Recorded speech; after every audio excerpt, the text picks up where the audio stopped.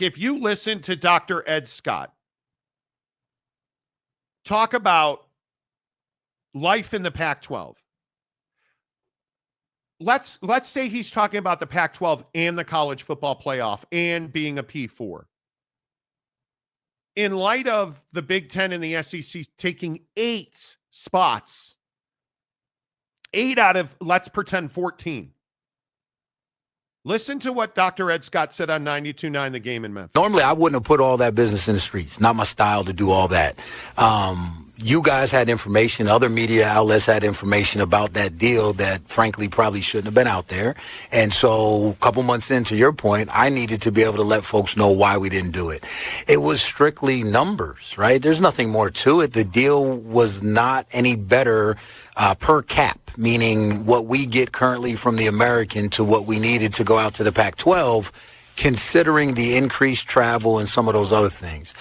Look, if you're talking about football or basketball, guys, let's cut to the chase to your point. They charter. They travel differently. Brooks, right? Women's soccer. That guy's is the most winningest coach that I have in the entire portfolio of our entire athletic department.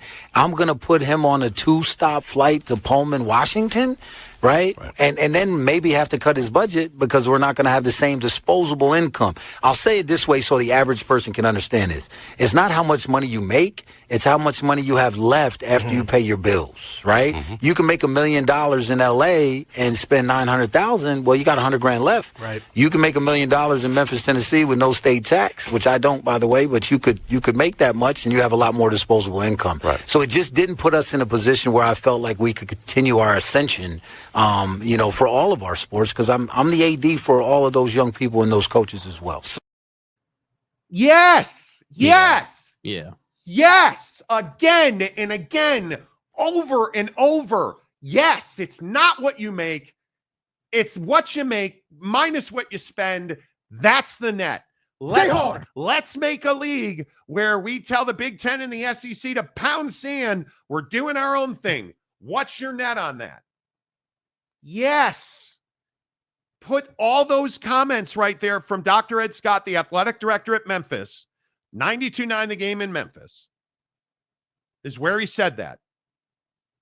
It's not what you make, it's what you net. Right? It makes no sense. You've got to find a way to force Sankey and Petiti to come to the table, which you're never going to be able to do. Yeah.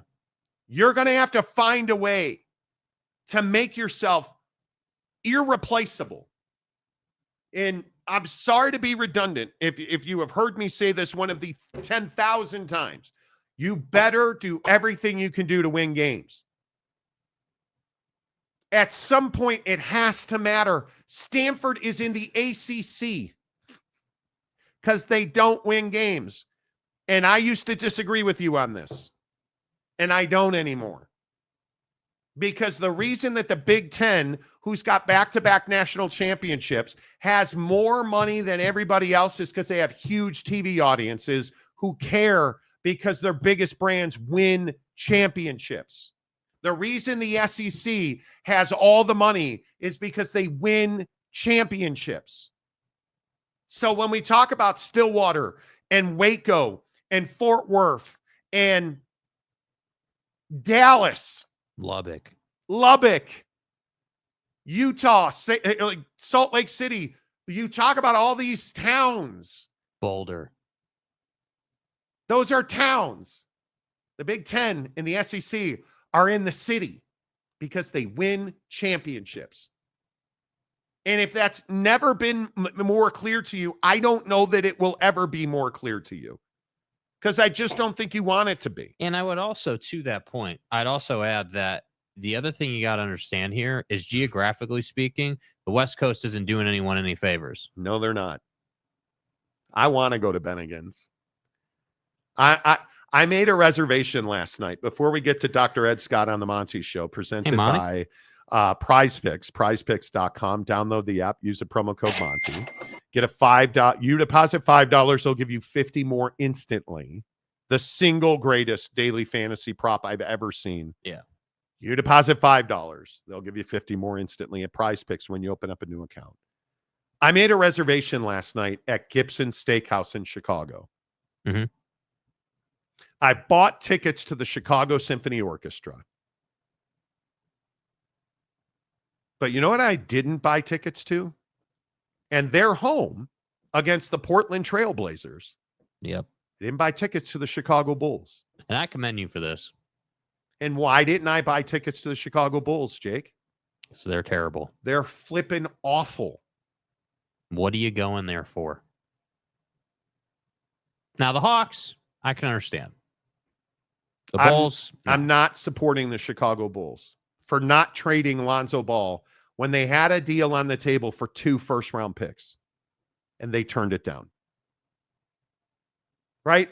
Call me a sucker. I'm a Chicago Cubs season ticket holder. Be that as it may. The Cubs are different. Yeah, dude. they are the fiber in my colon, right? Dude. Like they are just my existence. Yeah.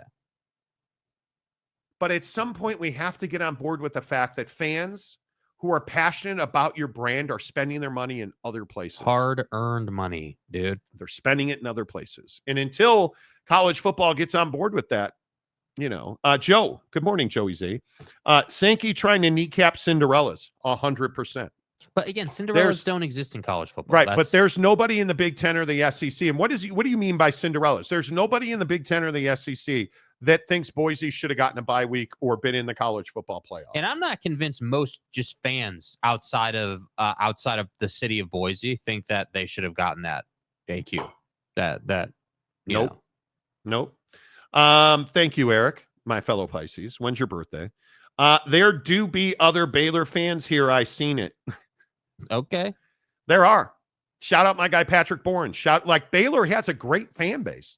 Our guy Oak State James is a closeted Baylor fan for whatever reason. TCU, Tech, the Chiefs, the Kansas City Chiefs. The rumors and sources tell me that he's going to be a BYU fan here in a few weeks. So it's fine. And donuts. Can college football support another league? I don't think they can.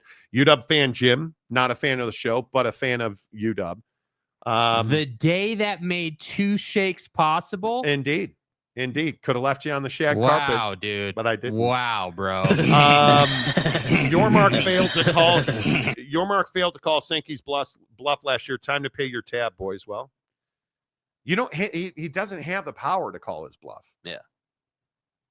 Notre Dame is who you should be pissed at, because Notre Dame curries favor in this country and had power and gave it up to get an automatic qualifier every year. Mm-hmm. So watching a playoff without the Big Ten or the SEC would be like watching the NIT. Tough to argue that. All right, a couple more, and then we got to get to this Memphis thing. Ryan Dooley. He drives a Dooley. Dooley. I bet you are a diesel truck Dooley. No, you're not. Can the group band together and fight this? I don't think so. Because you're bringing a knife to a gunfight at that point. Yeah. Right? You're bringing a knife to a gunfight. And I don't know that there's a win in that. I don't know that there's a win in that. And not to pick a scab here, but okay, if we're the Big 12, who's the power player in the Big 12? There's not one. And right now, I could argue the best athletic program in the Big 12 is BYU. And I don't think I get much of a pushback. Yeah. Because when I look at the way BYU is performing, I kid you not, they absolutely dismantled Kansas last night. Oh, but Marty, Kansas, I don't care. No, but Marty's. Yeah. Right? They dismantled Kansas last night. Absolutely dismantled them. And tell me again, and a lot of people like to compare Gonzaga and BYU. I'm sorry, who? Gonzaga. Yeah. A lot of people like to compare Gonzaga to BYU. Gonzaga. BYU didn't take the easy route out. Did they go from the WCC to the Pac-12? No. They jumped out of the frying pan into the inferno of the Big 12 in basketball, and they dismantled Kansas last night. And they're spending the money that allows them to dismantle Kansas last night. Yeah, KY is doing a great job, along with Danny Smith. Recruiting, money, building, facilities, boosters. Yeah. Who's got it better than us right now? Well, everybody but BYU. Because BYU's got it better than everybody. And they're here I both so sit as private. I sit as a Notre Dame fan. Do we have a basketball team, either gender, at Notre Dame? No, you guys are a hockey school. Come on. Jesus, you're not even joking. I'm looking forward to the Super League. I just hope that the new subdivision doesn't fade into obscurity. Yeah, it depends how they sell it, dude. Because 9 out of 10 G5s cannot afford to compete in a Super League. And I think that might include Boise. The real weakness of living in Fort Worth is half the people talk to me about TCU. The other half talk to me about Texas. I live in a nightmare. You know. Oh, that's got to be And terrible. I'm a vampire feeding off mass disappointment. Hey, guys. Texas is back, brah. Guys, did you get the Bucky sandwich at the stadium? Doug Salisbury steak. How many people say you must A lot punch of new people? names today. You must punch people in the face routinely. Hey, Dougie Salisbury steak. I'll drop that motherfucker. And I wouldn't blame you. And it's not just a 2-flight trip to all those teams. Most of those schools are at least an hour on a bus to the nearest commercial airport. Yes. The Palouse is far. Eric Wasikowski, you shut your mouth. I am really excited about USA and Canada tomorrow night. Do you guys understand I rescheduled my golf lesson? I was supposed to get a haircut tomorrow night. No. Four Nations championship game. Can't do it. Can't do it. Joe says, can't really count anyone out with NIL leveling the playing field over the years. Yeah, to a certain extent. Who's a mid-table? Memphis. Air Force. Fresno State. Why? Okay. Dude, I swear to God. Can you I guys can't please fix contribute to the stupid. show? Like, Can you can on YouTube. You can set a goal for donations. We might need to set one for a new TV. Okay, I bought a Yeah. 60-inch Samsung TV, and I don't know. It's broken. I've had it 2 years, and it is broken. And listen, everybody ain't able. And that includes me. I'm not buying. I refuse to buy a new TV. Why? Because it pisses me off that a Samsung 60-inch is broken already. After And- 2 years. And here's the problem. Does it turn on? Not when I ask it to. Not when I ask it to. And when it turns on its own accord, who are you, Greg Sankey of TVs? It shows me Dawson's Creek, and I can't change the channel. I'm stuck on Dawson's Creek. I can't change the channel. What, Sonny and Crockett weren't available? Crockett and Tubbs, you prick. And it turns on when it wants to. It turns on when it wants And to. it won't load YouTube TV. And it will only show me Dawson's Creek.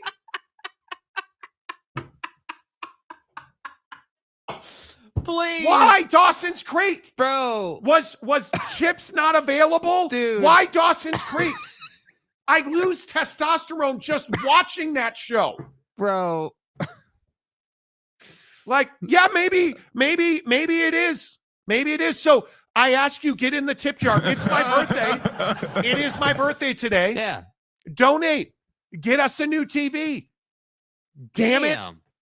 Dawson's Creek. That's the best you could do, bro. Noel Ramirez, happy birthday at Bennigan's after the show. See, he gets it. Whatever. Say it, Monty. BYU curb stomp Kansas. Took them apart at the joints, dude. Yeah, we already said it, bro. Took them apart at the joints. It's ridiculous. Only AJ Debunking comes in. The sky is the limit. I'm telling you. You can joke. You can joke, but yeah, UW fan Jim. I do think it's the old lady in the shadows. Dude, honestly. Why is it that every studio we've built has been haunted?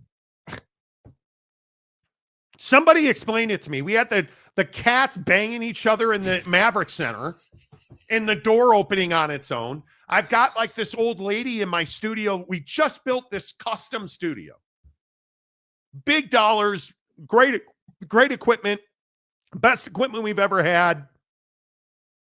And now the stupid TV doesn't work.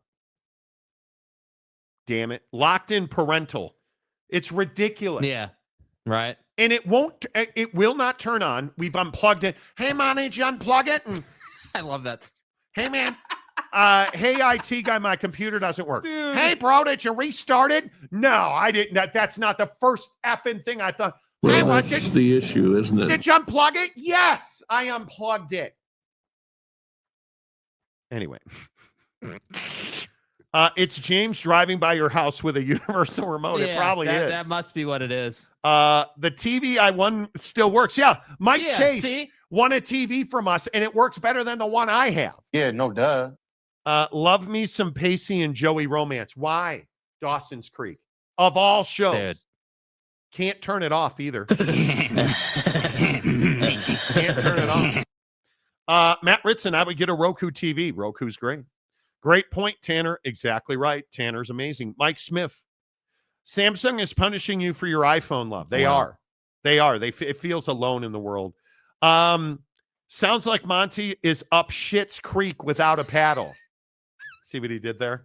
I just can't believe we couldn't get it to turn on today. And then it turns on, an hour and 20 minutes into the program to Dawson's Creek. On Dawson's Creek. Come on, dude. Like, What? we can't do better. What? No Little House on the Prairie reruns? Like, my God. Three's Company? No. Growing Pains? Family Ties? Terrible. You can't get no Family Ties? Terrible, bro. Can't get no Cheers? 8 is Enough wasn't available. We had to watch Dawson's Creek. What? 90210 is not happening today? Tape machine broke? Come on. Monty, you don't look a day over 21. Thanks. We have a goal. We have an hour and 55 minutes. Come on, let's go. Super chat that thing up. Buy us a new TV. Tanner, I'm calling it now. BYU to defeat Arizona in the McHale Center, guaranteed. Okay. Vlad. Kristmanov. Hey, Kuzmanov. Hey, Kuzmanov. Where's Please Kuzmanov? bless us with your great insights. Where's Kuzmanov from? I don't know. God damn it. I have no idea.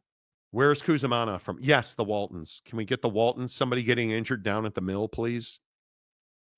Vlad the Destroyer. You guys are stuck in the past. The future will be the best teams. The Super League will be a paradigm shift. Well, man. Could be. If I had a broken TV and it only played Breaking Bad, I would be in heaven. But it's Dawson's Creek. Yeah, that's the problem, dude. My Samsung is stuck on the romance channel. I've seen so many Tyler Perry films. Smiles and glory holes. I need cable knit sweaters and kisses on the cheek. Anyway, the Hallmark. Oh my God. I don't want to wait for our lives to be over. Non-Big Ten SEC teams trying to flex their way to playoff prowess. Good luck with that. UW fan Jim, Hail Mary, try holding down the power button after it's unplugged. Drain the residual. We did. Okay, dude. This is a family show, bro. The power button's underneath the... We did. We did what we did. You take the good, you take the bad, and there you have the facts of life. The facts of life. Hey, Joe. God, you guys remember the facts of life? WKRP. The Waltons. Fat. Jesus. At least it wasn't Full House. Cut it out. See what he did there? Sal Capone. How well did it turn out for BYU in Utah? Arizona over BYU Saturday. Well, we'll see. Hallmark, more like Hellmark. Ryan Dooley, did you call Samsung customer no service? No. I put in my serial number online this morning, not covered under warranty. Steely, different strokes. Yes. Dude, butchered my Dawson's Creek reference. I did. I don't want to wait for our lives to be over. See what he did there. I don't want to wait for our lives to be over. Airwolf. You said Airwolf. What about Dynasty? MacGyver? Spencer for hire. Airwolf or my personal favorite, fix everything with duct tape MacGyver. Yes. Buy that TV from Costco next time, covered for 3 years. Yeah, bought it on Amazon. It's the lyrics from the song. I know. Dude, bro. Come on, dude. Well, Monty, it's Jim Rome, not Rome Odunze. There's a difference. All right, let's piss everybody off. New hot take machine. The great radio wizard of the Northwest has a new hot take that says Memphis and Tulane are going to be added to the Pac-12. Dr. Ed Scott, the athletic director at Memphis, who is on the record saying they got a bad deal, went on 92.9 The Game in Memphis and said, I don't live in a what if scenario, right? Gotta be there. Look, we got to beat Tulane tonight. You want to talk to me about the Pac-12? I want to talk to Penny about Neon Light Night at Tulane and how he's going to win that game. My worry is what's in front of me. If you look backwards, you get depressed. If you look forwards in the future, you get anxiety. I live where my feet are planted, guys, and I got to win today, right? And because if I don't, you're going to talk about that tomorrow. Absolutely. Right? So I just take it one step at a time. If the Pac-12 were to come back to us, we'd listen. We'd continue to do our due diligence for the University of Memphis.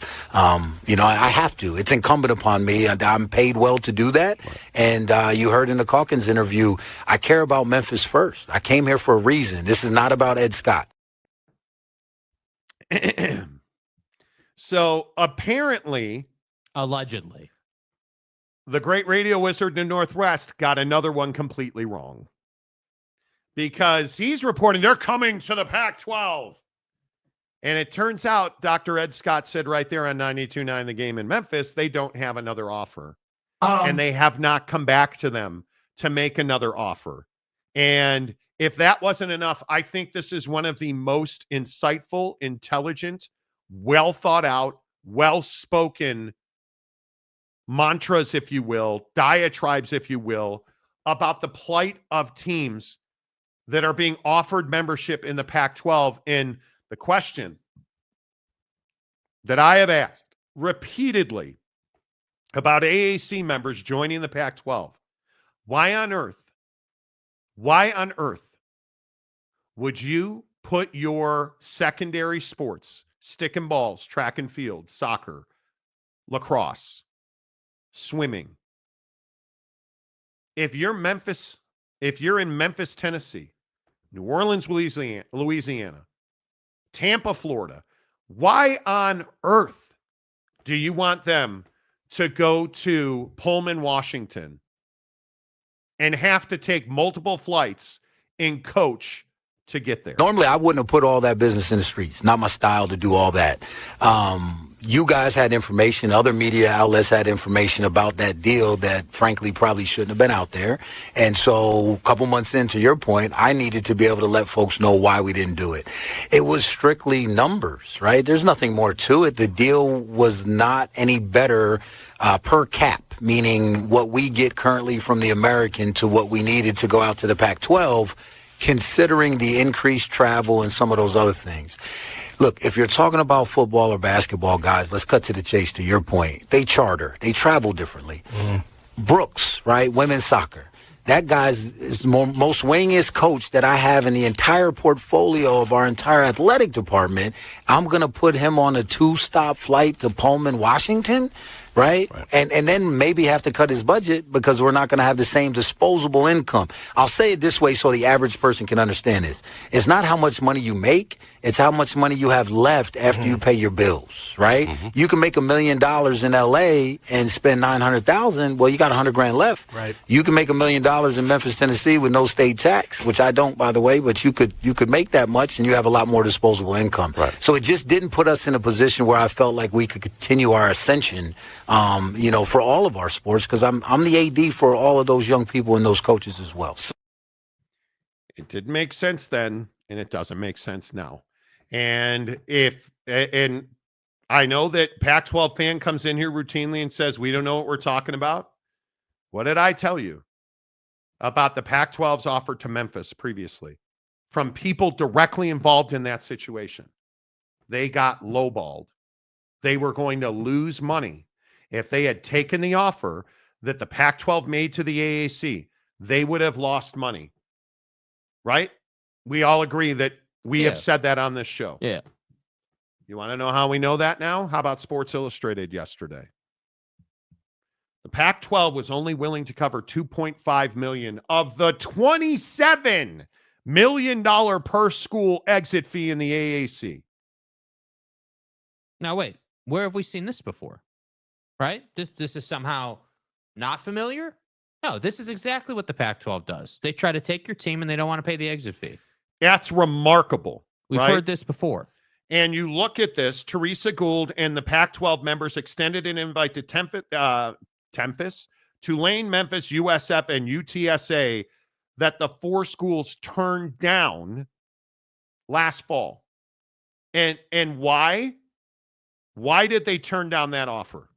What was the issue? If y'all haven't seen the latest reports of what's going on between the Mountain West and the Pac-6, 7 right now, this is a fluid situation, right? So that's the other thing. When we talk about the decision that was made by the University of Memphis to not join the Pac, as I like to call them right now at this time, that was not a binary decision. That was not a no, we're not ever going anywhere. That was based on the offer that was presented in front of us, that we're not taking that offer because we don't think less of ourselves. And I came here for a reason. You heard me in the press conference. You've heard me in any interview I've done. I'm bullish on Memphis's future. And so I think sometimes we get enamored by the new and we want to take a bad deal. And that deal was not a good deal for the University of Memphis. It certainly wasn't a good deal for our athletic department. And most importantly, it was a really, really bad deal for our Olympic sports. And I'm just going to continue to tell you the same thing that I have said consistently and routinely as a matter of fact. Mm-hmm. There's no logic that covers the expense of being Memphis and flying to Pullman, Washington, Corvallis, Oregon, Fresno, California. There's no logic there because as Dr. Ed Scott said, and I'd also like to say, I'm telling you now, this is a future leader of all college athletics. Dr. Ed Scott. And if you have not heard it, go listen to his spot on 92.9 The Game in Memphis. We've listened to the whole thing. Yeah, it was epic. It was unbelievable. It was, I mean, legitimately, like, we're listening to it, and I'm like, dude, like, this guy is a line machine. I mean, this guy, like, is he understands. Some people, I like to characterize some people as, like, advanced thinkers, like higher level thinkers. And he's definitely one of those people. He understands the ins and outs, understands what a good deal and a bad deal for Memphis is. And I would also point out, he's very passionate about doing the job itself. All he cares about is Memphis athletics. That's it. And I think when you do the math, there's no financial equation that says Memphis, Tulane, USF, even UTSA should on a regular basis send their athletes to the far reaches of the West Coast. Because trust me when I say Pullman, Washington is not Los Angeles. Right. Pullman, Washington is not ideal. Corvallis, Oregon, Fresno, California is not ideal. And the bigger issue is it's not the cost of coach class travel on commercial flights. How many times have I told you? And people don't believe me when I say it. Football and basketball, charter. We've talked about this on the show, and you just heard an athletic director confirm it. Yeah. They don't fly charter for the swimming team. Nope. And a lot of schools don't charter their basketball teams. So the toll it takes an entire day of flying from Memphis to Pullman or Corvallis, I'm not interested in that because you're losing money on it. And let's say somebody said to me yesterday, well, what if, and I'm not in the what if game, right? I think, and I tell you that all the time, we don't guess or play what if. I don't live in a what if scenario. What if the Pac-12 got that $10 to $12 million per school deal? Well, the what ifs don't matter. What is reality? I think it's likely $6 to $8 million. That's not a better deal for Memphis. No. That's not a better deal for Tulane or USF. And would USF, Tulane, Memphis, and UTSA make the Pac-12 the best G5 league in the country? By a long shot. That's a home run. If it was just pen to paper, you'd do it. But it makes no sense for anybody but the Pac-12 because they're not willing to cover the $27 million exit fee. They're not willing to cover. How are you getting out of the grant of rights that you agreed to in the AAC? You got to pay. Why is UNLV? And I know I'm stupid, don't have sources. Trust me, bro. Everybody says that. What did Gloria Navarez confirm on this show yesterday? They have a grant of rights that is rock solid. It's modeled after the Big 12 and the ACC. Oh, but Monty, look at all the podcasters and the great wizard in the Northwest saying UNC is leaving the ACC. Let me ask you, what is it that you think the UNC is going to be able to do that the other clubs couldn't get together and do?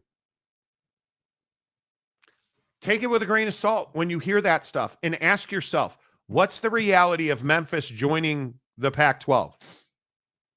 It is not a win-win situation financially in a for-profit business, which college athletics is. And the money, then you take the total equation, the money and the equation of what that kind of travel and what that kind of schedule does to student athletes and administrators. You don't want anything to do with that. Because Teresa Gould doesn't have to take those flights from Memphis to the Palouse. Ed Scott at Memphis has to watch out for his student athletes, and he is. And when you look at the Pac-12, there's not a financial model. And I don't even know that it works. If they covered $27 million of the exit fee for every school and then said, hey, here's $6 to $7 million, $6 to $8 million per year, does that financial model still work? It's a lot more doable. But how willing are you to put your swim team or your soccer team through multiple stopovers on commercial flights, taking them probably full days out of education, and then you got to pay more academic advisors, more tutors, more infrastructure, more technology, more mental health counseling, more training table. What is the win-loss ratio here? So I say all of that. I understand the Pac-12 needs to expand. Your first target should be Sacramento State. And I know, Pac-12 fan, you hate that. But that's the right thing to do. And at some point, we have to get out of this lunacy where we're always reaching for the brass ring because we're going to bury the Mountain West. Well, congratulations, you buried the Mountain West. Now what? Because you're not going to thrive. If you put Memphis, Tulane, and USF in that league, and the money is $6 to $8 million a year, you're not going to thrive. There's no quotient equation, Pythagorean theorem that gets you into $6 to $8 million helps Memphis thrive in the Pac-12. Facts. It just doesn't add up. Do the math, right? You look at what Memphis basketball is right now. Memphis basketball is on the rise. Memphis football is on the rise. Why are you going to put yourself in financial risk? Because you're going to pay lawyers. You leave the AAC, you're getting involved in a lawsuit. Because they're not just going to say, okay, here you go. Here are your TV rights and your media rights. Go ahead on to the Pac-12. They're not going to do that. And you're going to sue them, and you're going to try and do what they're doing in the Mountain West, and let's reduce our exit fees. How is that a route to prosperity if you're Memphis? How is that a route to prosperity if you're Tulane? And look at Tulane's community, New Orleans.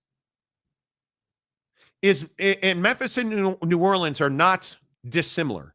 Are those communities where revenue and money is plentiful and we've got a huge budget and we can. No, they're not. They're not. You are talking about athletic programs who have not won or thrived in many years. UNLV the same. And now all of a sudden you're asking them, if you believe Sports Illustrated, you asked Memphis to pay $24.5 million. Pay at a minimum $24.5 million to join your league. That was the proposition you made to them. Hey, okay, why don't you guys pay $24.5 million to get out of your deal, your exit fee in the AAC? Why don't you pay $24.5 million and then send your secondary sports on multi-leg commercial flights to come to Washington State and Oregon State? Sound like a deal? Okay, great. Let's do it. By whose math does that make sense? Nobody's. So this is where we are. And take your emotion out of it. This is where we are with the Pac-12. Turn your attention to Sac State. Because that's who you need. It's not who you want. It's who you need. And you don't right now, because the conference fell apart and you've routinely, in my opinion, made poor business decisions. You don't get to do what you want anymore. Now we have to adult. We have to be grown-ups, and we have to do what we have to do. You got to do what you got to do, and that is adding Sacramento State. Yeah, 100%. 100%. And I think that all the people saying that, you know, the Pac-12 is out here offering some great deal are mistaken. And again, like, take your emotion out of it type deal. I just don't think that the offering from the Pac-12 is attractive. It's not good enough. It's not. There's no way to feel good about it. None. And not only is the deal not good enough, the uncertainty about the future is clear. Like, you have no idea what that conference is going to be. I want Pac-12 fans at some point. I want you to feel like you're whole. But until you do, and I'm going to play the bite again, and you're probably already sick of hearing it. Please listen to every word that Dr. Ed Scott says here, because it is profound. It is important. It is exactly what we've been preaching on this show for 2 years. Common sense has to be the rule of the day. Normally, I wouldn't have put all that business in the streets. Not my style to do all that. You guys had information. Other media outlets had information about that deal that, frankly, probably shouldn't have been out there. And so a couple months into your point, I needed to be able to let folks know why we didn't do it. It was strictly numbers, right? There's nothing more to it. The deal was not any better per cap, meaning what we get currently from the American to what we needed to go out to the Pac-12, considering the increased travel and some of those other things. Look, if you're talking about football or basketball, guys, let's cut to the chase to your point. They charter. They travel differently. Brooks, right? Women's soccer. That guy's is the most wingest coach that I have in the entire portfolio of our entire athletic department. I'm going to put him on a 2-stop flight to Pullman, Washington, right? And then maybe have to cut his budget because we're not going to have the same disposable income. I'll say it this way so the average person can understand this. It's not how much money you make. It's how much money you have left after you pay your bills, right? You can make $1 million in L.A. and spend $900,000. Well, you got $100,000 left. Right. You can make $1 million in Memphis, Tennessee with no state tax, which I don't, by the way, but you could make that much and you have a lot more disposable income. Right. So it just didn't put us in a position where I felt like we could continue our ascension, for all of our sports, because I'm the AD for all of those young people and those coaches as well. And I'm just going to continue to say that's another administrator in another league talking common sense. Gloria Nevarez, Dr. Ed Scott now. You listen to things that Tim Pernetti has said. You listen to things that Brett Yormark has said. You listen to things that these other administrators say, and they are the exact opposite of what you are hearing from Teresa Gould at the Pac-12. And again, listen to Teresa Gould with Front Office Sports here, the commissioner of the Pac-12. Listen to what she says about the recent history of the Pac-12. You know, they always talk about adversity being the best classroom. And I would certainly say in the Pac-12, we've had quite a bit of classroom over the last few years for me to learn as a leader. I'd say a few of the things that I've learned are, number one, relationships still really matter. Right? Like really, really staying connected to your stakeholders and really being on the pulse with your stakeholders and having your ear to the ground and knowing how they're feeling, what they're thinking is critically important. I'd say the other thing that I've learned and kind of observed being involved in everything that's transpired is to be more aware and always be cognizant of the threats coming your way. Right? And we still talk about that a lot. Like, are you out of your goddamn mind? How do you say that, bro? This is, and I just, you're talking about the Mountain West, lady. Oh, have your relationships with your stakeholders. Understand where the threats are. And yet you're suing the Mountain West because you don't want to pay the poaching fees. Are you out of your mind with this interview? And then Dr. Ed Scott's supposed to believe that it's a better situation. And then listen to Teresa Gould with Front Office Sports talking about the best way to rebuild the conference. And I think everybody on my team thought we had some time to kind of figure it all out. And certainly we were mapping out all those scenarios. Like, was there a pathway in another conference? There were lots of talks about mergers with other conferences, and there were a lot of different considerations. And at the end of the day, the path to rebuild the Pac-12, that opportunity came about quicker than I think we would have thought. And to me, it was all rooted in the fact that it became blatantly clear that the Pac-12 brand really meant something, and that our best opportunity to meet the competitive aspirations for Oregon State and Washington State and to continue to provide the student athlete experience that we aspire to, that we could control our own destiny more if we rebuilt the Pac-12. So who values the Pac-12 at a really high level? So you can't have it both ways if you're Teresa Gould, with all due respect. And it's not personal. Wild. I'm not saying she's a bad person, but the thing that really stands out to me is they want it both ways.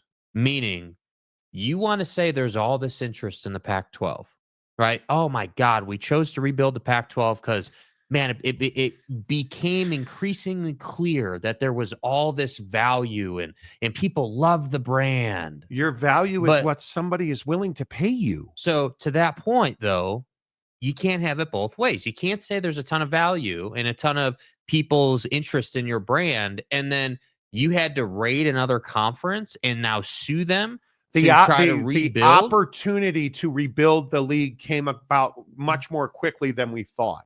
Only because you raided another conference, right? It wasn't that those schools said, "Oh yeah, we're gonna leave." Like it's not as though those schools were proactively trying to leave the Mountain West before they knew about your situation.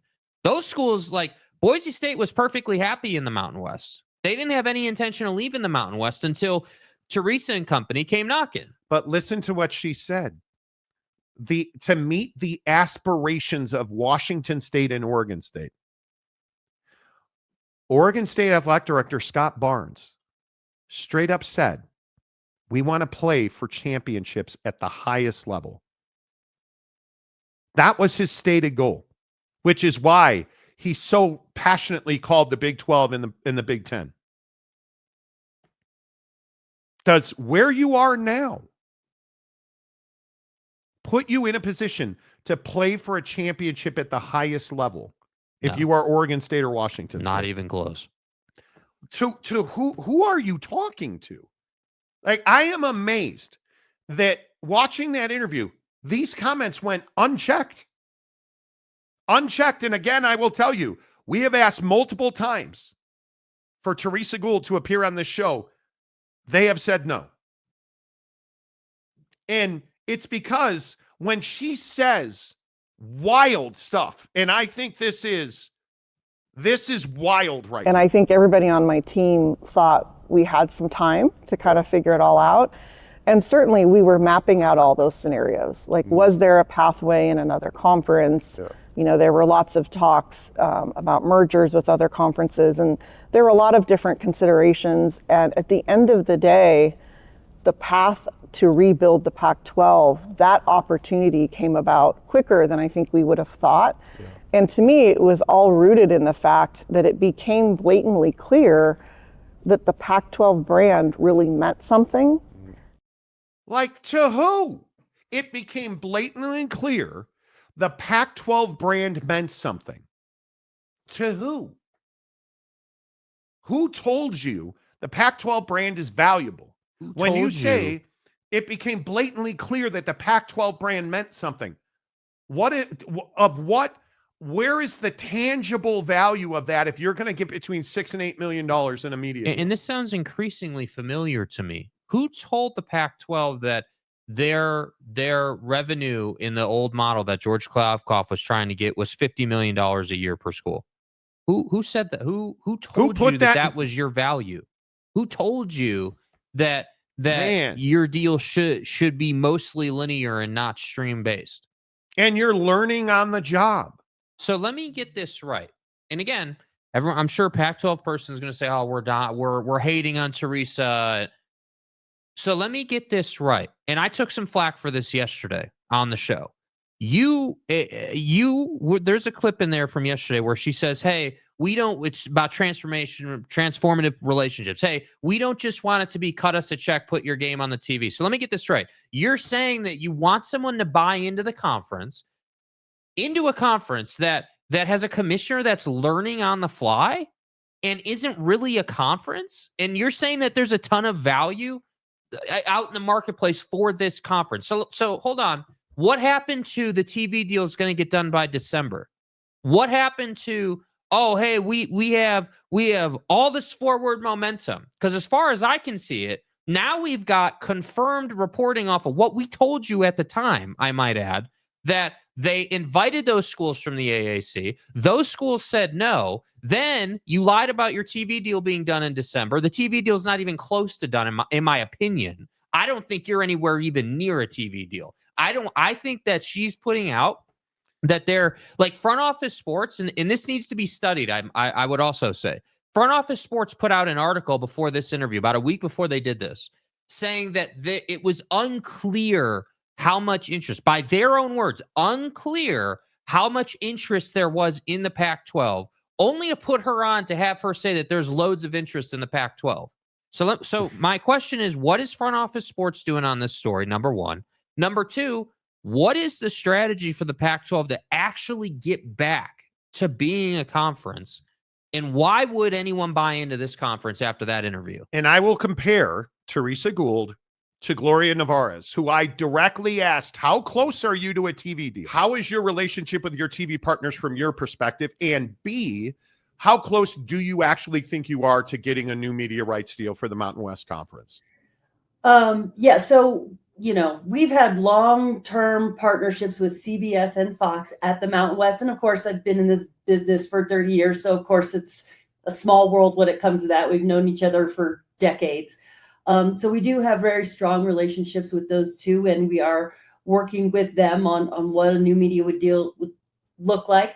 I am very, very confident, 100% confident. We will have a media deal. When it will be finalized and what it will be, that's still in the works. And these things take time, and we're ahead of schedule. So while we're moving with urgency, I don't think we have a rush to hit a deadline. 100% confident we will have a media deal with the TV partners that we have good relationships with. Is very different than we need help. The one thing I keep saying to potential partners is, given where we are as a league, I don't want these partnerships to be transactional partnerships. I don't want this to be a media rights partner writing us a check and televising a bunch of games. We need these partnerships to be transformational at this point, and for somebody to really jump in with us and say, we want to help elevate and reimagine the new Pac-12. This is why you can't do interviews with caveats. Because again, And I know I don't know anything about anything. Did the Mountain West, when we put in a text request, we texted the media relations director at the Mountain West, said, hey, we'd like to have Gloria Nevarez on the show. We don't know them. They don't know us. Did they say, okay, well, we'll put her on if you know? How did the conversation go? Hey, we'd like to have her on. Give me some time frames. Here are some time frames that work for us. Here's one time on our day off, Monday, we taped that interview. That's the time that can work for her. That's the date. That's the time that can work to have her on your show. Great, let's do it. Did they say, but you have to ask her this? You better ask? No, nothing. Nothing. She's coming on the show at this time. Great, done. You can tell by Teresa Gould's interview that was scripted. They knew what she was going to say. She knew the questions. They knew the answers. They didn't ask a single follow-up question. And when you do the stuff that this conference has done routinely for years, this is how we got back of the envelope conversation or calculations. When you go on back of the envelope calculations, the great, glory hole podcast with Wilner and Canzano, and they don't ask a single follow-up question. When you say something as stupid as we did back of the envelope calculations, the answer should have been, we have done forensic accounting and studies about the impact that this would have on our universities and our student athletes. And we don't think UCLA should go to the Big Ten because our deeply thought through, examined books, accounting. No, we scratched some notes on the back of an envelope and made a decision that UCLA has no business in the Big Ten. Back of the envelope calculations. It was stupid then. It's stupid now. And going on somewhere like Front Office Sports and getting no follow-up questions when you say stuff like, well, the best way to rebuild the conference was to blow up the Mountain West. And I think everybody on my team thought we had some time to kind of figure it all out. And certainly we were mapping out all those scenarios. Like, was there a pathway in another conference? Yeah. There were lots of talks about mergers with other conferences, and there were a lot of different considerations. And at the end of the day, the path to rebuild the Pac-12, that opportunity came about quicker than I think we would have thought. Yeah. By poaching members from the Mountain West. Hey, and well, now that opportunity showed itself, but how much peril is there? Like, how is it worth it to poach those members, with the legal fees that you've certainly spent tens of millions of dollars on legal fees here? Like, no follow-up questions. No, is it still worth it if you don't win the poaching case?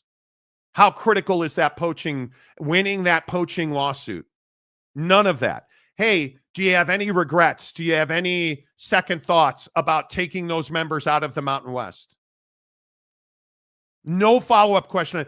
It became really clear that there was real value in the Pac-12 brand. Who determined that value? What is the value? Hey, we need somebody to have a transformative partnership. Okay, when you say transformative partnership, what does that look like? I would also, just for clarity, I would also point out who did this interview, right? Adam Brenneman, right? Good dude. Sure, he's a great guy. No, again, not personal. Don't know him. Not trying to make it personal. But what I do know is your story, which is you went to the Cronkite School of Broadcasting at Arizona State. And at Arizona State, what you have to understand, the reason that matters is because at Arizona State, what they do to teach people the industry and like how to do interviews and things like that is they interview all the personnel in the different sports at ASU. So like he's interviewed Dillingham. He's interviewed a ton of different people at Arizona State. You can go and find it all. And what's increasingly clear, and what I noticed in looking into this, is that the same style of interview that they do at Arizona State, where they don't really ask any follow-up questions. It's just kind of like hey, here's the 10 questions we're going to ask you, and we're not going to follow up. We're just going to go through these. Is exactly what they did here. And so with all due respect, I'm not really surprised. I am surprised, though, that Front Office Sports did this, because I love Front Office Sports reporting. I feel like they do a really good job. You typically get a really clear picture You know, they're usually pretty good at what they do. And I was just really surprised that they allowed her to sit here and just say this stuff. And which of the exiting 10 members of the Pac-12 was most passionate about keeping the Pac-12 together? That'd be Arizona State, where their president was one of the only presidents of the exiting 10 members who said, nope, we're staying, we're sticking it out, we're seeing it through. Who screwed Arizona or tried to by at the last minute, allegedly mea culpaing and staying.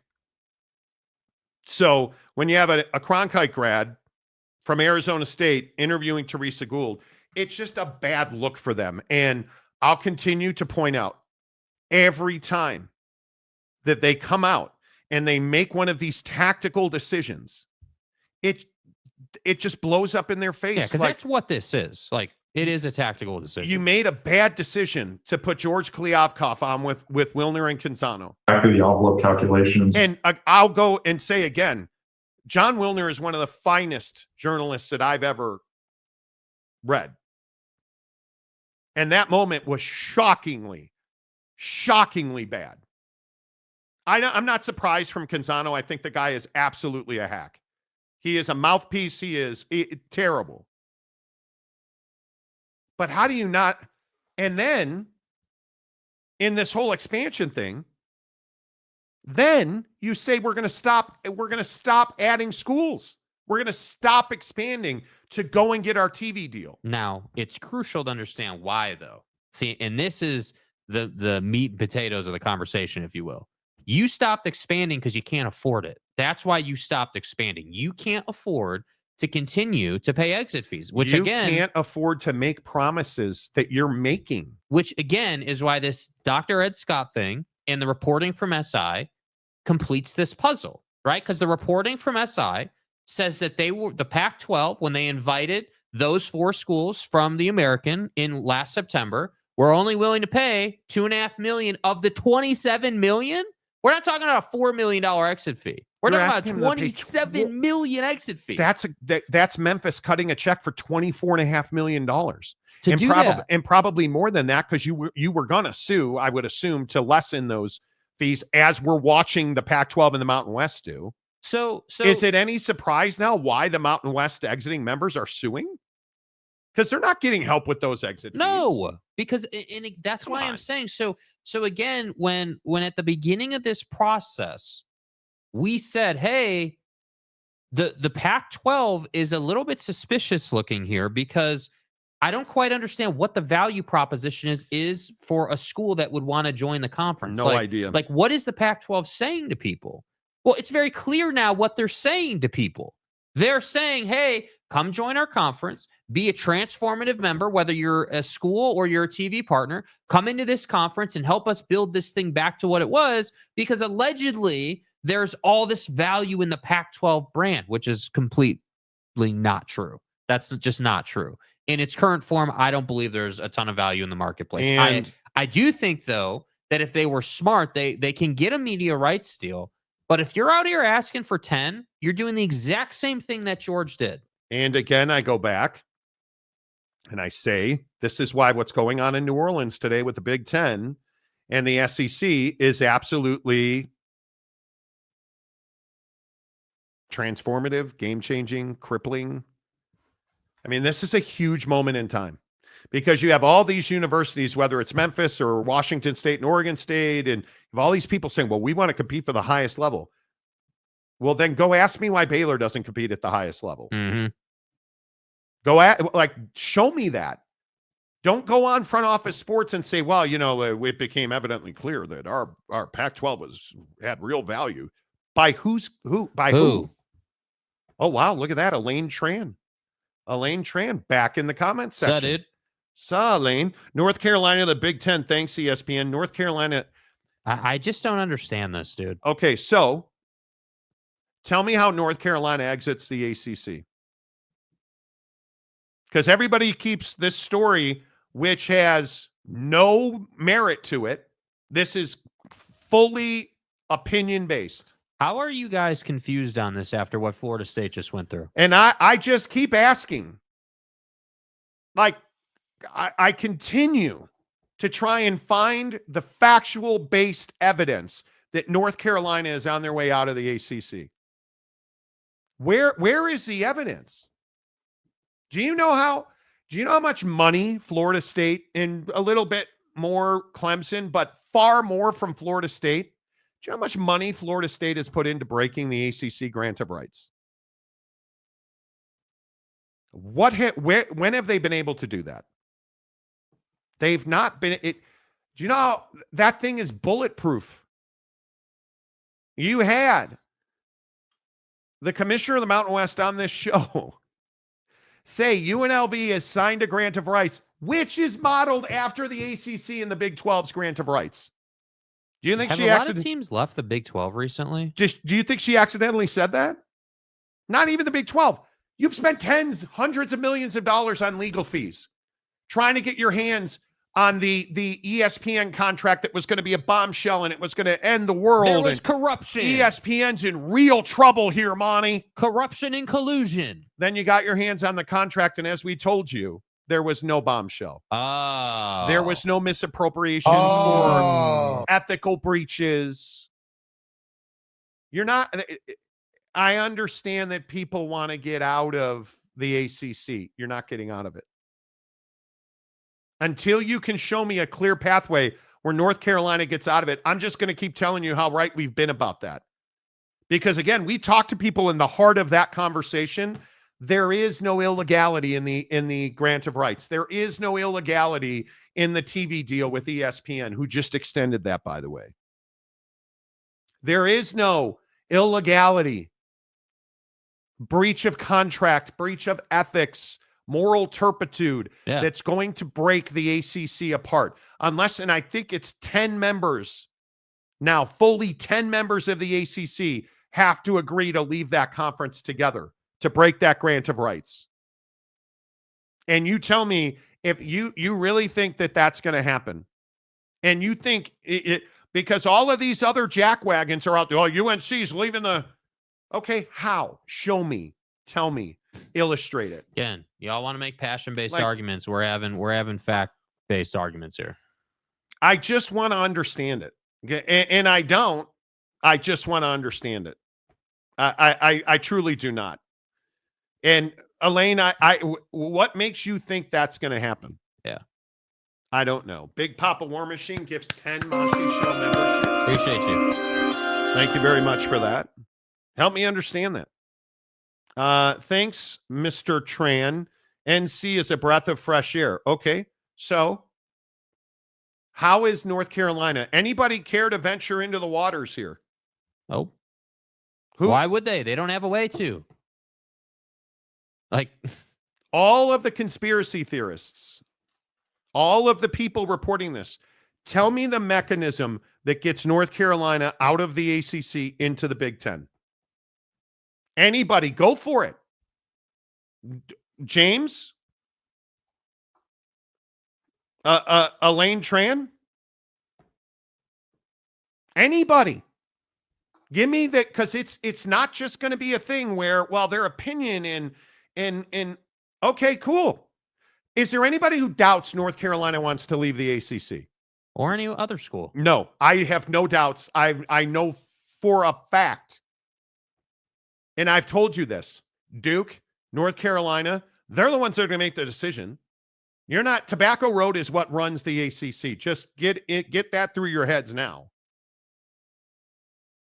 If Clemson and Florida State got on board with North Carolina and Duke, oh, that's happened already, and they couldn't get it done. Here's another question. Do you think Notre Dame is going to all of a sudden flip the script and do anything that the Big Ten doesn't want them to do? Because they're the ones that ultimately will have to say, yeah, we're going to get on board. If the ACC, and let's say they had 9 members, let's say that Miami, Florida State, Carolina, Duke, NC State, Louisville, keep going down the list. You had 9 members ready to leave the ACC. You think they're going to go to North Carolina, or you think they're going to go to Notre Dame? Hey, man, we got to get it. We're all out. We need you to be our 10th to break the grant of rights, to break the contract, the charter. So you really think that Notre Dame's just going to be like, all right, cool, let us talk about it internally. They're going to go right to the Big Ten, and they're going to go right to their friends at the SEC. Yeah. Because those are the two ones that'll be impacted. Those are their stakeholders. Those are their partners. So you don't have an avenue to do it. You don't have an avenue to do it. And I would love to hear it. Bubba Cunningham happy. Bubba Cunningham can hate the ACC as much as he wants. He has no authority to break it. Nope. You know, ESPN. So you think ESPN wants the ACC to break up? So let's go through this. So ESPN wants the ACC to go away. Why would they want the ACC to go away? Is that going to save them money? No. Do you understand how much money they save on the extension of the ACC? And I know that they didn't just extend that TV deal to 2032, and it's a really high value deal for ESPN. The number's low. They get big games. They get great basketball. They Everything get great want, football, and they don't have to pay a premium for it. It is not ESPN's fault that you guys signed it twice. Not their fault. Like, just saying. I'm amazed by it. I'm amazed by it. Conundrum, one possible way, private equity. But how? No, Florida State tried private equity. It's $500 million. Yeah, I think what he's saying with that comment is that they would go out and get $500 million through private Florida equity. State tried that. Florida State tried that and failed. They failed to do that. And while you were failing to find your $500 million in private equity, I don't know if you noticed, but the Pac-12 melted down and the ACC shored up their flanks. So you think the ACC's got 10 members who will get out, and I think it's 10. I could be wrong.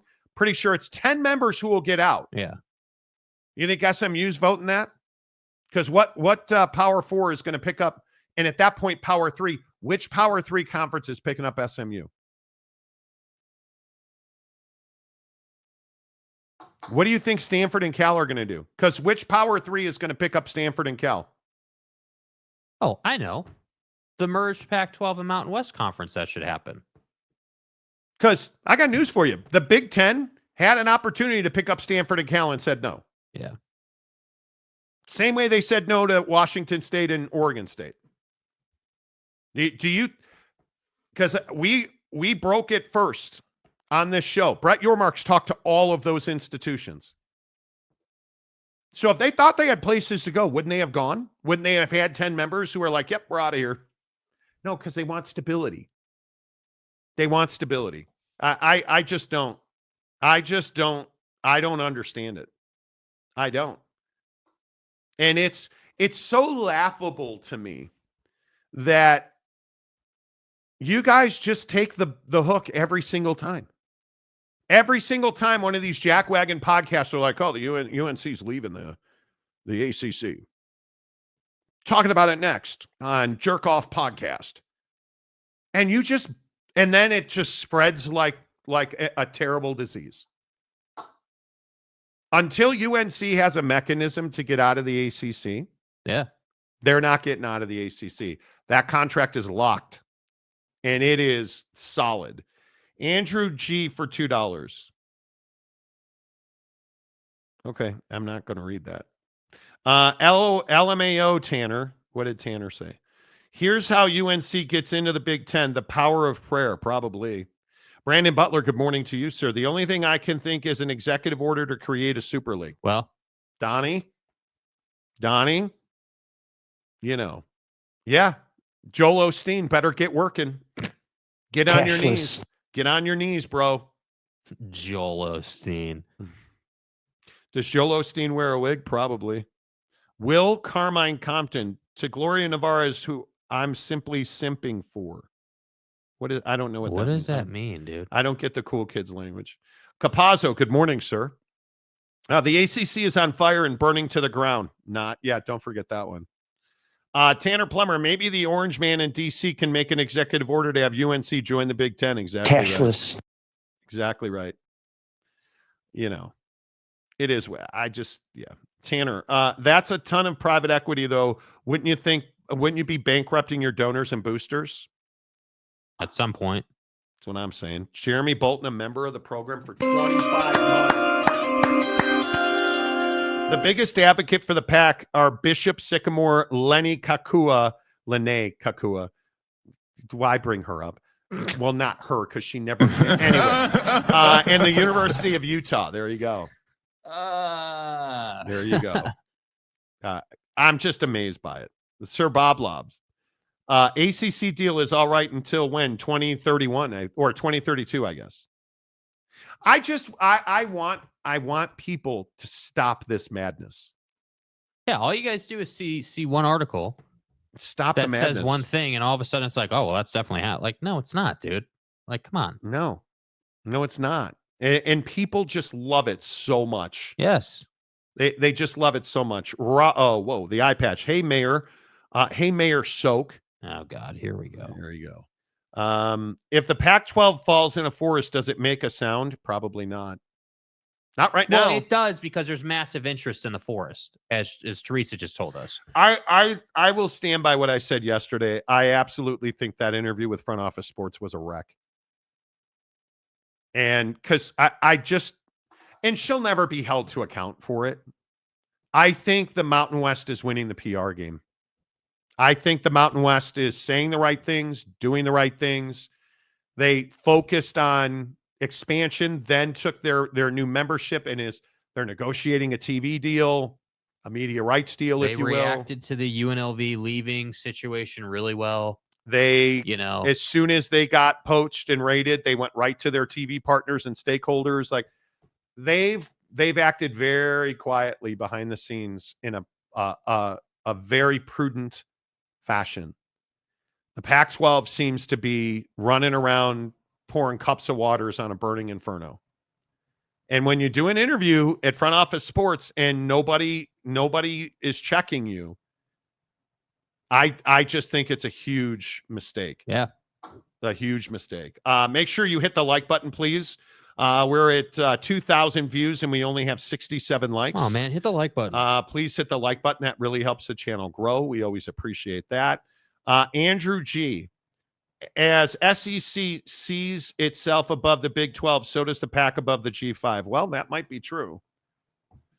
That might be true. The Pac is not a conference.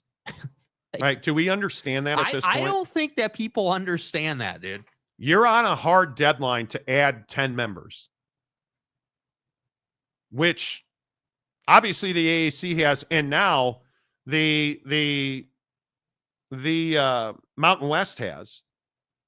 You don't have that. And until you have that, you're not recognized as a conference. But you said publicly, and by all accounts, through your actions, we're pausing expansion to get a media rights deal. And another thing that was very interestingly brought up to me the other day. Did you pause expansion because you weren't having success with your invitations? And I think the answer is a yes. Are you not having success with your invitations because you don't have a media rights deal? The answer is probably yes. But I think it's exactly what we've said, where it's like it's the chicken and the egg. Yes, for the but Pac-12. Do you not have a media rights deal because nobody's accepted your invitation? Yes. The answer is yes. And you've put yourself here by repeatedly saying and doing the wrong things. I think this interview with Front Office Sports was absolutely a disaster. Absolutely a disaster. Yeah, I just think for anyone who's looking at this situation, it's very clear what's going on in that interview. I don't even think it's a hot take to say that interview was just basically a scripted interview. She knew the questions beforehand. Like it wasn't really a conversation. It was more just like, Adam doing what he does, which is fine. Again, not a criticism of him, but doing what he does. And that was it. Like, yeah, it is surprising. It is surprising. Calford, good morning. But Monty, the Big Ten wants Calford. I think they do. Always on time. UW fan Jim, if the SEC had 4 auto bids, what teams would be in? Different day. Different day. I don't know. I think it's year a to different day. We have to stop the backward looking. There's nothing positive in the rearview mirror. And in life and in sports, if you just keep living in the past on what you've done, you're doomed to repeat it. Yeah. You're doomed to repeat it. The people who, any dynasty in sports, any dynasty in business, if you continue to be who you've always been, you're going to be who you've always been. Yeah. And I know that seems simplistic, but, Big Papa War Machine. I have all the pervert answers to all the pervert questions. Oh, God, what pervert questions? What are we doing? TJ Beck, Teresa has been drinking Captain Kirk's Kool-Aid cup. The hangover is obvious. It is. I think hangover is an interesting word there. It just reeks of the Pac-12 stench and arrogance of before. Of not adding BYU. Yeah, I mean, it goes all the way back. There's the huge mistake of not adding BYU to the Pac-12 is it's absolutely, you lost a lot of reach, revenue, relationships. I mean, BYU was a significant player in getting the Big 12 an extension. And it saved that conference. If BYU had been in the Pac-12, would we be having a different conversation? We might well. But you look down your nose and Sunday play and caffeinated beverages and honor codes and magic underwear and all the stuff that the Pac-12 loved to joke about. Yeah. With BYU. BYU is a valuable member to the Big 12.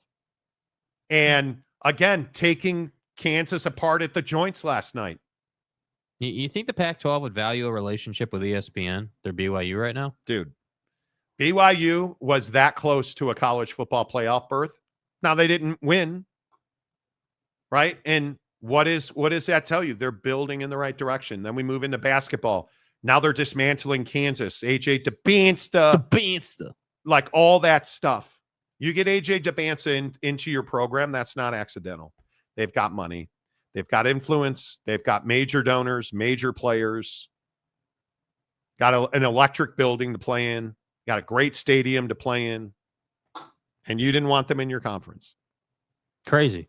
But Marty, we don't fax checks no mo. Exactly right. Exactly right. Exactly right. Delaric paused expansion to get a TV partner to help pay for exit fees. Well, could be. BYU murdered them last night.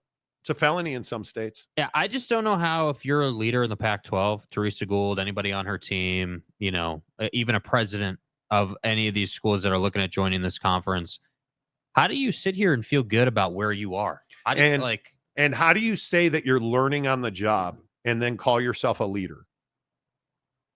You're learning on the job. Do you not have a PR firm? Do you not have somebody telling you, okay, we're getting softball questions from Front Office Sports. Here's the verbiage we want to use. The verbiage you probably don't want to use is when you said, hey, we don't want to get, checks just to put our game on TV. Probably wouldn't have said that, bro. And if you go listen to Memphis Athletic Director Dr. Ed Scott on 92.9 The Game in Memphis, you know what he said? When I got here, Penny Hardaway was saying we lost tonight because the players didn't give their best effort. So we got in media training. And now he says we didn't do a good enough job as coaches to prepare our kids to play tonight. Yeah. Why do I bring that up? Because you go get Teresa Gould media training. Don't sit there and say, hey, the adversity is a great teacher and I'm learning on the job. She joked. She said, we've been doing a lot of classroom lately. Don't say that. Like, come on, man. Don't say, like, when you say stuff like that, it's wild. Are you helping yourself? They always talk about adversity being the best classroom. Yeah. And I would certainly say in the Pac-12, we've had quite a bit of classroom over the last few years for me to learn as a leader. Did you really just say that? How are you not? It's amazing. What do and I'll just keep going back. I never talk off the top of my head. I talk to people who know more than I do and who are directly involved in things. That's how I form my opinions. When you sit with somebody throwing you softball questions and you're talking off the top of your head, you're making a huge mistake. A huge mistake. Jeremy Bolton, the Pac dug their own grave with all their terrible decision-making. BYU not being in the Pac-12. It's still here. And it's still happening. And TV executives don't just forget about that. Jay Beers, 100% agree, Monty. Pac-12 died because they refused to add BYU. I don't think that's the sole reason. It's certainly one of the reasons. Certainly didn't help. They died when they started talking about $50 million per school per year. Back to the envelope calculations. They died when they didn't understand fully who they are and where they are. Because you died when you didn't get a media rights deal signed, when you could have had $90 million. You could have had no. But the politics for the Pac-12 are way different than BYU. It didn't matter. Yeah, that's the issue. The politics are of your own making. The ecosystem is of your own making. The ecosystem in the Pac-12 has been toxic for its entire existence. And not adding BYU because Sunday play and it's the Mormons and come on. How many polygamy jokes are we going to make before we recognize that that has nothing to do with BYU as a business brand or come on. Come on. How many times are we going to make up lies about N-bombs to Duke volleyball players? How many times are we gonna paint BYU as something that they're not? And instead of, hey, they're a bunch of racists, they're actually a powerhouse athletic department. How about that? How about we truth tell about BYU instead of underpants and honor codes? And how about they dismantled Kansas last night? AJ Debanza is coming. They have real donor money. They have a fantastic building in the Marriott Center. How about we talk about the fact that they're no longer, God, you guys remember Jimmer for that? They're no longer Jimmer. Yeah, we're Jimmer. past that. We're no longer the Jimmer. We're now a real, fully functioning basketball program who lost their head coach to Kentucky, and they've not only survived, but they've built, and now they're thriving. Yeah. Will they be ranked next week? Probably. Is that a tournament team? Probably. You're going in the right direction. And how foolish do you look? Because, again, I'm just telling you guys, people don't forget, right? Like people don't forget the things you said about BYU in this case at that time. And now you're here. You ever attended home games versus Hawaii? Painful. Pac wants good games, no OSU UTEP. Okay, so I'm assuming you're supporting the Pac-12. I don't know what that means. So if you could have added Oklahoma State 7 years ago or whenever that was, you didn't want Oklahoma State? I'm confused as to what in the world are we talking about? The Pac-12 doesn't. Do you mean Oregon State, UTEP? You're not a Power 4 conference. You need 10 full members to survive here. And you're saying that you don't want Oregon State and UTEP? I got news for you, bud. If they could have UTEP today, they would do it. Yeah. UTEP was a very good, not an okay ad. That's a really good ad. El Paso is a hell of a market. Yes. And the state of Texas is not optional. And you're talking about, the Pac-12 doesn't want, and I'm assuming OSU is Oregon State. Oregon State, UTEP. Well, so you want Oregon State, Texas State then? Is that what you're trying to tell me? And if that's what you're truly saying, and I hope it's not, this is the logic that absolutely cut the balls off the Pac-12. Yeah. That's why we are where we are. Is that kind of statement right there. I am at a loss on that. That's amazing. Old Tatanka. Pac-12 probably not long before there is an auction to sell off that media equipment. They will run into the ground before they change. I hope that's not true. I hope that Teresa Gould listens to the feedback. Listen, if you want to know exactly what the Pac-12 should do? The Pac-12 now needs to quietly behind the scenes begin extending invitations again. They already, and if they don't, they need to call Ed Scott today, the athletic director of Memphis, and say, what's it going to take? What's it going to take? What's the number? What's the number? Give me a number. Dr. Scott, give me a number. 100 million, 50 million. And if that's what it is, that's what it is. Because until you get to 10 members, you're not a conference. Yeah, nothing to talk about. You're not getting a TV deal. I'm telling you now, if you add a TV deal today without going and taking one more swing, because now UNLV is not going anywhere. That's over. You've got to, I would take one more swing. And actually, you know who the first person I would call is? I wouldn't call Dr. Ed Scott at Memphis. I'd call Tim Pernetti. If I'm Teresa Gould, my first call this morning when I get to the office is Tim Pernetti. Because, hate to break it to you, unless you get Tim Pernetti on board and somehow facilitate whether it's a merger, because everybody talks about the Mountain West and the Pac-12 merging as not deep as the AAC is. You can't just keep going to other conferences and trying to steal their biggest brands. No. Because you ain't got the bullets to do that. And you want to sit here on Front Office Sports and talk about relationships, you better start forming relationships. Because if you continue to burn people like the Mountain West and Gloria Navarez, who are well respected, whether you want to believe that or not, if you continue to burn people like that, and you continue to go and lowball guys like Dr. Ed Scott, are you really building relationships across college athletics and in your industry? No, you're not building relationships at that point, and you're crushing your reputation more than you already have. Yeah. The current Pac-12 fanatics seem to have some kind of derangement syndrome. You're a G5 and that's it. Reality. And you need to literally pray for an invite in the future. It's viewership and money, and it is. Conundrum says Pullman to Hartford, Connecticut. They're not at, bro. You really think the Pac-12's adding UConn? Let me get this right. UConn wouldn't take a $50 million payday to join the Big 12, and you think they're going to take $6 to $8 million to join the Pac-12? Like, no. Not doing it. Not doing it. Yeah. There's just no way. Anyway. No, we're not. No, we're not.